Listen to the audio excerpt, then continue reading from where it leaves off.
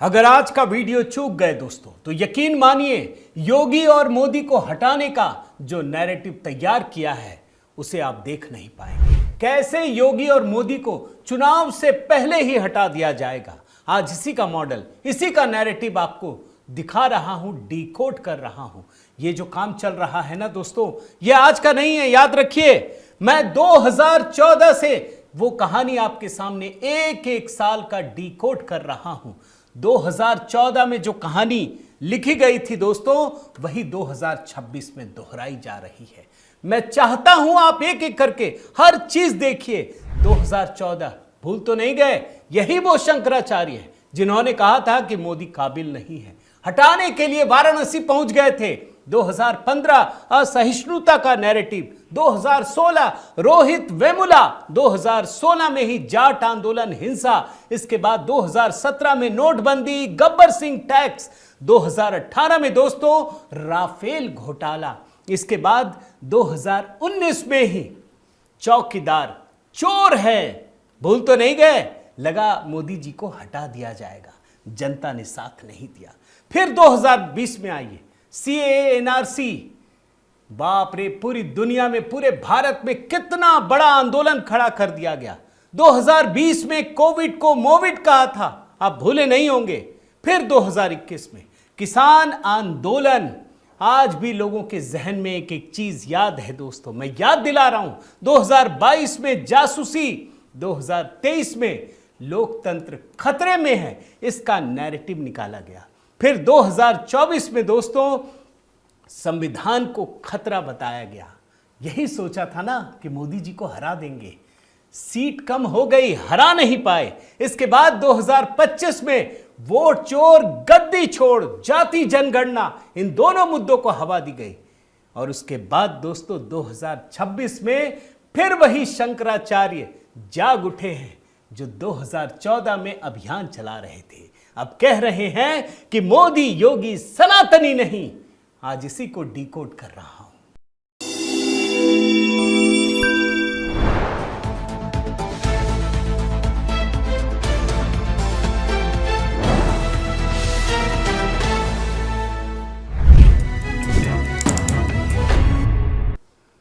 साथियों नमस्कार, मैं हरिश्चंद्र बंडवाल इस वीडियो में आप सभी का स्वागत करता हूं। दोस्तों ट्रेलर तो आपको दिखा दिया, लेकिन आज की कहानी बहुत बड़ी है, इतनी बड़ी है, एक एक चीज आप देखिएगा और तब समझ में आएगा कि मोदी योगी को हटाने की साजिश कैसी रची जा रही है। ये जो जॉर्ज सोरोस से लेकर के कांग्रेस परिवार तक जो चीजें देखते हैं ना, ये तो सिर्फ ऊपरी हिस्सा है। जो अंदर की लेयर्स है ना, उसमें तो ये साधु संत के वेश में कौन कौन छिपे हुए हैं। अरे ये बेइंतहा नफरत करते हैं योगी मोदी से, हिंदुत्व को खत्म करने का कोई भी प्रयास नहीं छोड़ते हैं। आज इसी को डिकोड कर रहा हूं, एक एक साल बिना किसी रुकावट के। मेरा आपसे निवेदन है दोस्तों, जरूर इसे अधिक से अधिक लोगों तक शेयर कीजिएगा ताकि पता चले इतनी बड़ी जो मेहनत की है ना मैंने, एनिमेशन, ग्राफिक्स, सिर्फ इसलिए ताकि आपको आसान भाषा में समझ में आ सके। एक कमेंट जय सिया राम ये जरूर लिख दीजिएगा ताकि YouTube भी रोक ना पाए। लाइक कीजिएगा, अधिक से अधिक लोगों तक पूरा भेजिएगा और देखिएगा भी। आइए मैं 2014 से ही शुरू करता हूं दोस्तों। ये कैसी कहानी है आप समझिए, जिसका अंदाजा, अभी शंकराचार्य पर योगी का बुलडोजर चला है, लेकिन ये शंकराचार्य 2014 में क्या कर रहे थे आप इसे जरा ध्यान से देखिए। जब ये तय हो गया कि नरेंद्र मोदी की लोकप्रियता सिर चढ़कर बोल रही है, पूरा भारत मोदी मोदी कर रहा है, उस समय मोदी को हराने की ठेकेदारी किसने ली थी आप जानते हैं? इन्हीं शंकराचार्यों ने। आपको हैरानी होगी, जो नैरेटिव कांग्रेस ने गढ़ने की कोशिश की कि मोदी काबिल नहीं है, मौत का सौदागर है, जो अमर्त्य सेन ने कहा, जो जावेद अख्तर ने कहा, वही कहानी पूरी के शंकराचार्य स्वामी अधोक्षजानंद देवतीर्थ बोले मोदी को जीतने नहीं देंगे, हम सीधे वाराणसी जाएंगे, ये गुजरात दंगों का जिम्मेदार है। कभी हिंदुओं के लिए नहीं, कभी गोधरा के लिए नहीं आए होंगे, लेकिन मोदी गुजरात दंगों के जिम्मेदार हैं, ये कह रहे थे। आपको शायद पता नहीं होगा दोस्तों, शंकराचार्य ने कहा था कि मोदी ने पाप किया है, कोई न्यायप्रिय व्यक्ति पसंद नहीं कर सकता, वो नरसंहार का आरोपी है। वाराणसी। और एक और शंकराचार्य हैं, द्वारका के शंकराचार्य स्वामी स्वरूपानंद सरस्वती। ये हिंदू धर्म के ठेकेदार बने थे ना, ये मोदी को हराने के लिए पहुंचे। और तो और दोस्तों, एक पत्रकार ने इनसे पूछ लिया मोदी जी का, सिर्फ नाम लेके कि मोदी जी तो खड़े हो रहे, एक थप्पड़ कस के रसीद दिया। इतनी नफरत थी। तो ये 2014 में ये नैरेटिव बुना गया था। मैं आपको एक एक नैरेटिव दिखा रहा हूं और फिर 2026 से कनेक्ट कर देता हूं सारे डॉट्स को। ये कांग्रेसी लोग हैं, इनका हिंदू धर्म से कोई लेना देना नहीं, हिंदू धर्म को बदनाम करने में इनकी बड़ी भागीदारी है। फिर 2015 आइए, जब ये शंकराचार्यों का ढोल फट गया, जब आम जनता ने इनको जरा सी भी तरजीह नहीं दी, उसके बाद 2015 में, भूले तो नहीं, असहिष्णुता का नैरेटिव गूंथा गया। कहा गया देश का मुसलमान डरा हुआ है। अखलाक, भूल तो नहीं गए, अखिलेश यादव का शासनकाल, उसकी पुलिस, पूरी सरकार उनकी, बदनाम किसको किया? मोदी जी को कर दिया। और ये जो ढोंगी साहित्यकार थे, उन लोगों ने असहिष्णुता के विरुद्ध एक रैली कर दी थी दोस्तों। पूरा अवार्ड वापसी गैंग खड़ा हो गया। ये 2015 का नैरेटिव था। फिर आगे बढ़िए, 2016 में आइए दोस्तों, भूल तो नहीं गए, अब ये मुसलमान डरे हुए हैं, ये तो खत्म हो गया नैरेटिव। 2016 में उसमें दलितों के उत्पीड़न को जोड़ दिया गया। कहा गया देश में हिंसा का माहौल है। रोहित वेमुला के बारे में कौन कौन सी कहानियां गढ़ी गई, जेएनयू से लेकर के देश के अलग अलग हिस्सों में दोस्तों किस प्रकार से कितना बड़ा आंदोलन खड़ा किया गया। कोई लेना देना नहीं भाजपा से। क्यों? मोदी को बदनाम कर रहा है। हम मुसलमान वाले एंगल से काम नहीं चलेगा, उसमें दलित जोड़ दो, दलित और मुसलमान जोड़ दो, काम बन गया। बस मोदी जी को हराना आसान हो गया। तो ये 2016 का नैरेटिव था दोस्तों। फिर आइए 2016 में ही एक और है, जाट आंदोलन हिंसा। चुनाव से ठीक पहले दोस्तों कांग्रेस की सरकारों ने जाटों को आरक्षण दे दिया था और पूरे उत्तर भारत में जाट आरक्षण आंदोलन छेड़ने की तैयारी की गई। सिर्फ हेडलाइन से समझ में आ जाएगा कि 30 लोगों की भेंट चढ़ गई। इनके लिए जान की कोई कीमत नहीं है। यह आंदोलन क्यों कर रहे थे? क्योंकि मोदी के खिलाफ एक जाति को भड़काना था। यह 2016 में हुआ। फिर आगे बढ़िए, 2017 नोटबंदी। नोटबंदी क्यों की गई?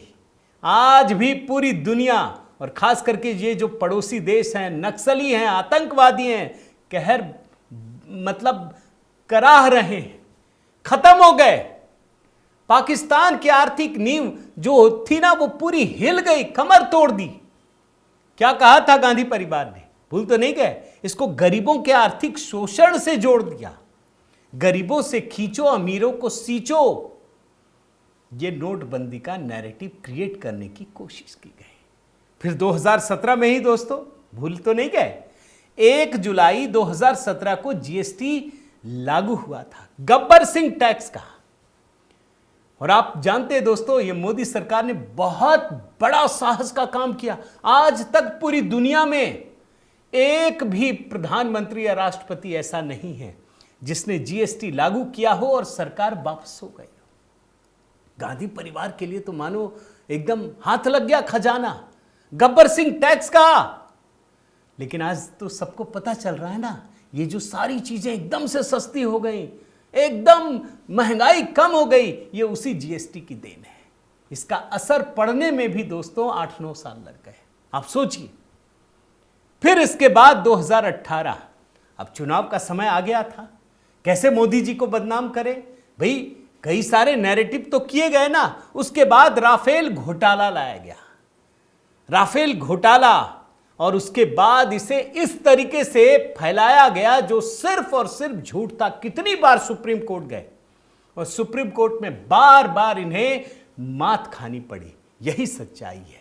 सुप्रीम कोर्ट में बाकायदा राहुल गांधी को इसी मुद्दे पर माफी तक मांगनी पड़ी, वो भी ढह गया। अब 2019 चुनाव का समय आ चुका था, मोदी को तो हराना है, क्या करें? तो एक नारा गढ़ा गया, एक नैरेटिव लाया गया, चौकीदार चोर है। भाई नारे लगवाए गए, राहुल गांधी, प्रियंका गांधी सबने नारे लगवाए, गली गली में शोर है, देश का चौकीदार चोर है। आम जनता के बीच ये नैरेटिव थोप देने की कोशिश की गई, लेकिन आम जनता सतर्क थी, वो जानती थी मोदी चोर नहीं है। अरे भाई, जो चोरी करने वाले लोग हैं उसका वो चौकीदार है, वो चोरी करने देगा नहीं, ना खाएगा ना खाने देगा। और फिर 2019 के जो नतीजे आए, पूरी दुनिया ने देखा, पूरे देश ने देखा दोस्तों, इनकी पूरी नैरेटिव धरी की धरी रह गई। ये 2019 में हुआ। फिर अब तो ये रुकेंगे नहीं, अब तो और आगे बढ़ेंगे और नई कहानियां लाएंगे। अब इसके बाद देखिए किस तरीके से विपक्ष ने एक बड़ी साजिश रचनी शुरू कर दी। इसके बाद 2020 दोस्तों भूले नहीं होंगे आप, सीएए, एनआरसी। अरे भैया, दिल्ली में जो 2019 में जो आग लगाई गई वो इसी की देन थी, भूले नहीं होंगे। सीएए, एनआरसी के खिलाफ क्या क्या नहीं हुआ, सिर्फ झूठ परोसा गया। आज तो सीएए लागू हो चुका है, कुछ हुआ क्या? किसी मुसलमान को भगाया गया क्या? भारत के किसी मुसलमान पे कोई कार्रवाई हुई क्या? अरे मोदी जी यही तो बता रहे थे, ये दूसरे देशों के अल्पसंख्यक पीड़ितों को राहत देने के लिए, भारत के मुसलमानों को भगाने के लिए नहीं है। लेकिन झूठ का ऐसा बवंडर पैदा किया गया कि शाहीन बाग से लेकर मुंबई तक मोदी के खिलाफ भड़काने में कोई कसर बाकी नहीं रखी दोस्तों। लेकिन कहते हैं ना, झूठ के पांव लंबे नहीं होते, खत्म हो गया। फिर 2020 में ही याद कीजिए, कोरोना वायरस, कोविड, क्या कहा था कांग्रेस ने? मोविड कहा दोस्तों, मोविड। अब सोचिए, प्रधानमंत्री मोदी को जिम्मेदार बताया। पूरी दुनिया की सबसे बड़ी महामारी पूरे सदी में, और सबसे अच्छा काम किसने किया? प्रधानमंत्री मोदी की सरकार ने किया। उनको भी बदनाम करने की कोशिश की गई। कहा गया यहां तो कई दशक लग जाएंगे वैक्सीन लगने में। पहले वैक्सीन को बदनाम किया, फिर ऑक्सीजन को लेकर, फिर कुछ लेकर, लेकिन हर पल इन लोगों ने बदनाम करने की साजिश रची। और प्रधानमंत्री मोदी ने आपदा को अवसर में बदल कर रख दिया, खत्म। फिर 2021 आइए दोस्तों, किसान आंदोलन। अब ये सारे किसान के वेश में आ गए। क्या क्या नहीं किया, सिर्फ पूरे देश नहीं, सिर्फ 2 राज्य और सिर्फ इनके कार्यकर्ता दिल्ली में बैठ करके ड्राई फ्रूट्स खा करके किसान आंदोलन चल रहा था। लेकिन देश की जनता ने देखा, ये किसान आंदोलन नहीं है, ये वो लोग नहीं है। अरे 3 कृषि कानून को वापस लेने के बाद इन्हीं को नुकसान हुआ है, ये सच है। केजरीवाल से लेकर गांधी परिवार, तमाम लोगों ने, ये दोस्तों बिल्कुल चेहरा बदलते हैं, एक ही प्रकार के लोग हैं। फिर 2021 में ये खत्म हो गया तो 2022 में एक नया नैरेटिव गढ़ा गया, पेगासस। मोदी के खिलाफ देशद्रोह का नैरेटिव, लोकतंत्र के खतरे का नैरेटिव 2022 में इस पेगासस के जरिए किया गया। सुप्रीम कोर्ट गए, ध्वस्त हो गया, कुछ नहीं मिला। फिर 2023 आया दोस्तों। 2023 में लोकतंत्र खतरे में। क्यों? अब तो 2024 का चुनाव होना है। अब तो चुनाव जीतने के लिए कुछ बड़ा करना पड़ेगा।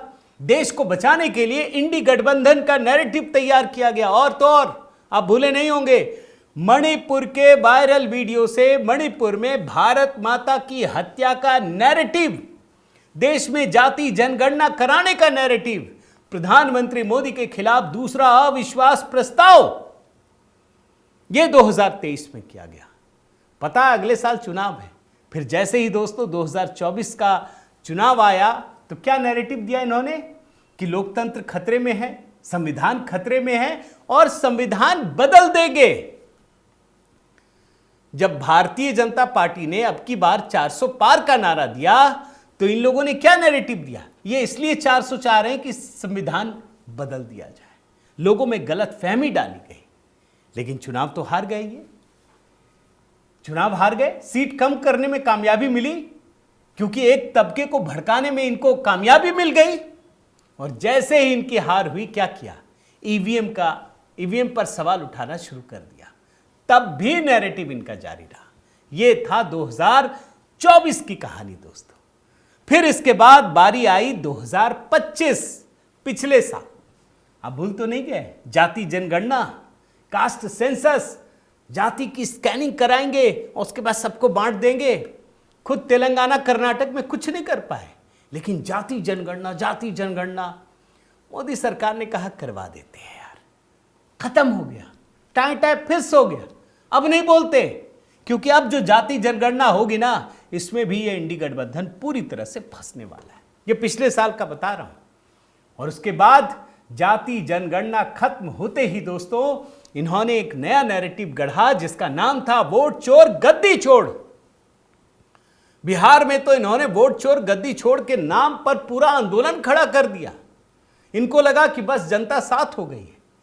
बिहार की जनता ने धक्के दे करके बाहर कर दिया। ऐतिहासिक जीत एनडीए को।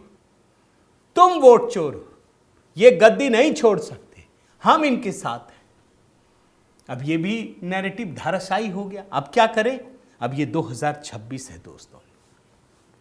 2014 में आपको दिखाया था ना। ध्यान से एक एक नैरेटिव देखते रहिए, क्योंकि ये मैं आपको सबूतों के साथ दिखा रहा हूं, ऐसे नहीं कह रहा। अब इनके सामने फिर से वही शंकराचार्य उठ खड़े हुए हैं दोस्तों।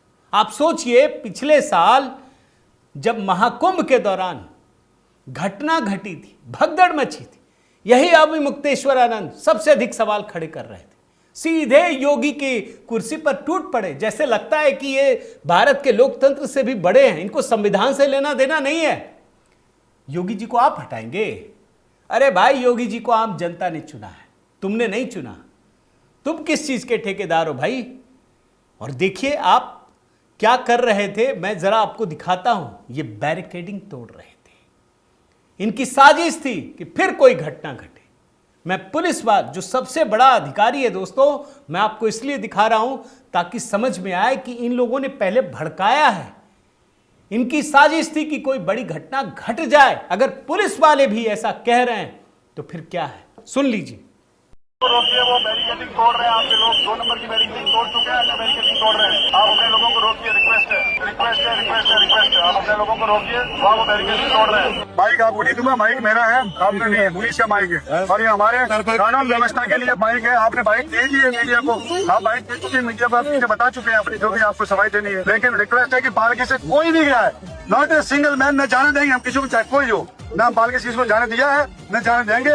इस माघ मेले में कोई परंपरा के खिलाफ है, इसलिए हम कोई पालकी से किसी को नहीं जाने देंगे। इतना रिक्वेस्ट है। तो आप एक एक्सेप्शन नहीं हो पाए, तो कृपया करके आप लोग परंपरा का पालन करें, सनातन धर्म का पालन करें, हिंदू धर्म का पालन करें। कि सभी कोई बड़ा है, कोई छोटा नहीं है, सबके लिए इस्लाम बराबर है। माँ गंगा का आशीर्वाद सबके लिए है। अब सोचिए दोस्तों, प्रयागराज में योगी सरकार ने अच्छा काम किया, साफ सफाई, सुरक्षा, हर चीज का बेहतरीन इंतजाम माघ मेले में।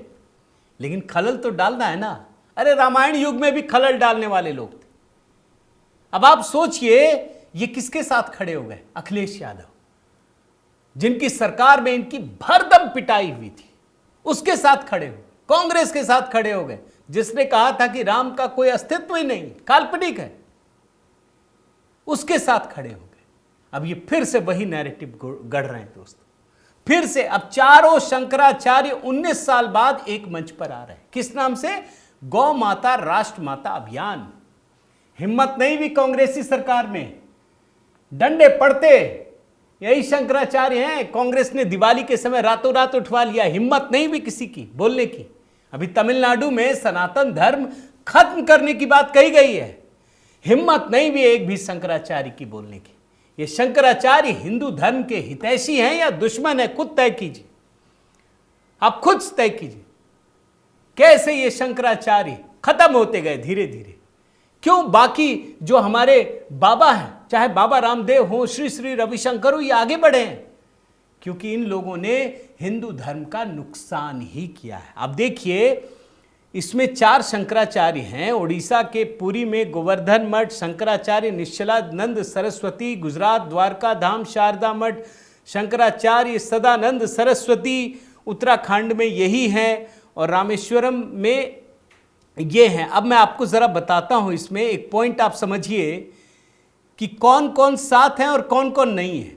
2 शंकराचार्य ऑलरेडी साथ हो गए, 2 पीठ का समर्थन है, तीसरी पीठ का अभी बाकी है। पूरी पीठ के शंकराचार्य निश्चलानंद अविमुक्तेश्वरानंद के नाम पर खुली सहमति अभी तक नहीं दी है, पूरी मठ।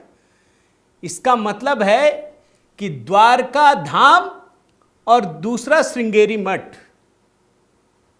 और देखिए इसके बाद क्या हो रहा है, मैं 2 छोटी छोटी चीजें दिखाता हूं, कैसे नैरेटिव बुना जा रहा है। ये पुण्य प्रसून का देख लीजिए, ये सिर्फ इसलिए इकट्ठा हुए, ये दीपक शर्मा का देखिए, सिर्फ इसलिए इकट्ठा हुए हैं कि अब योगी मोदी को कैसे हटाया जाए। लोकतंत्र में इनकी आस्था नहीं है, आम वोटिंग से तो नहीं हटाया जा सकता। अब कांग्रेस ने और बाकी लोगों ने इनको सामने ला दिया है। एक ही बात कहूंगा दोस्तों, अगर आप सतर्क नहीं रहे तो इस देश को भारी नुकसान हो जाएगा। इस बात को पहचानना बड़ा जरूरी है कि कौन सनातन संस्कृति के साथ है, कौन सनातन संस्कृति का दुश्मन है। एक बार भी इनकी जुबान नहीं खुली, याद कीजिए। अरे हिंदू धर्म के उन्मूलन के लिए तमिलनाडु की सरकार, स्टालिन ने खुद कर कहा, हाई कोर्ट ने कहा कि ये हेट स्पीच। एक बार भी चारों शंकराचार्य वहां नहीं गए। हिम्मत नहीं है इनकी, बाहर कर देंगे रातों रात। कर्नाटक में बोला गया हिम्मत नहीं, बंगाल में इतनी घटनाएं हुई, हिम्मत नहीं है, केरल में हिम्मत नहीं भी। कहां बोलते हैं? जहां भाजपा की सरकार है। अरे योगी जी तो वैसे ही इनका मॉडल बहुत फेमस है, वो संत आदमी है इसलिए आपको बर्दाश्त कर रहे थे। उम्मीद करता हूं दोस्तों ये वीडियो आपको ज़रूर पसंद आया होगा। बहुत मेहनत करके ये मैंने नैरेटिव निकाला है। मेरा निवेदन है अधिक से अधिक लोगों तक शेयर कीजिएगा। अगर आप चूक गए तो फिर दूसरे को दोष नहीं दे पाएंगे। ये हमारा भी फर्ज है कि हम आम लोगों तक अपनी बात पहुंचाएं, दिखाएं। तो ज़रूर कमेंट कीजिएगा, लाइक कीजिएगा, इसको जो बटन है वो भी कर लीजिएगा दोस्तों। एक कमेंट जय सिया राम। और जो मेरा नया गीत है दोस्तों, माँ शारदे तेरा वंदन करे, ज़रूर देखिए, बताइए कैसा लगा। मेरा व्हाट्सएप नंबर आपके पास है, अगर मेरे व्हाट्सएप ग्रुप से जुड़ना चाहें जय सिया राम लिखकर भेज दीजिए, मैं खुद जोड़ लूँगा। बहुत बहुत धन्यवाद। जय सिया राम।